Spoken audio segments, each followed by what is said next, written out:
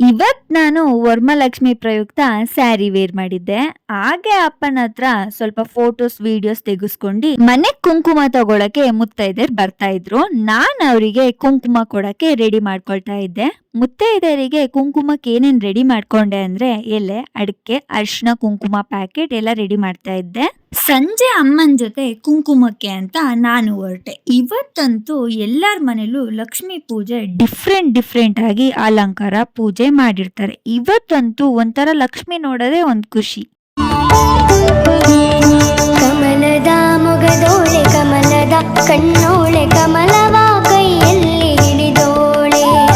ಕಮಲದ ಮೊಗದೋಳೆ ಕಮಲದ ಕಣ್ಣೋಳೆ ಕಮಲವ ಕೈಯಲ್ಲಿ ಹಿಡಿದೋಳೆ. ಕಮಲನಾಭನಗೆ ನಮ್ಮಮ್ಮನ ಫ್ರೆಂಡ್ ಮನೆಯಲ್ಲಿ ಒಂದ್ ಡಾಗ್ ಸಾಕಿದ್ರು. ನನಗ್ ಮೊದ್ಲೇ ಡಾಗ್ಸ್ ಅಂದ್ರೆ ತುಂಬಾ ಇಷ್ಟ. ಆ ಡಾಗ್ ನೇಮು ಬ್ರೌನಿ ಅಂತೆ. ನಾನ್ ಬ್ರೌನಿ ಜೊತೆ ಸ್ವಲ್ಪ ಹೊತ್ತು ಆಟ ಆಡ್ಕೊಂಡು ಮನೆಗೆ ಹೊರಟೆ. ಹಾಗೆ ನಾನು ನಮ್ಮನೆ ಲಕ್ಷ್ಮಿಗೆ ಆರತಿ ಮಾಡಿ ದೃಷ್ಟಿ ತೆಗ್ದೆ. ಇವತ್ ಮನೆಗ್ ಬಂದಿದ್ದ ಎಲ್ಲಾರು ಲಕ್ಷ್ಮಿ ತುಂಬಾ ಚೆನ್ನಾಗಿ ಅಲಂಕಾರ ಮಾಡಿದೀರಾ ಅಂತ ಹೇಳ್ತಾ ಇದ್ರು. ಅದನ್ನ ಕೇಳಿ ನಂಗೆ ಖುಷಿ ಆಯ್ತು.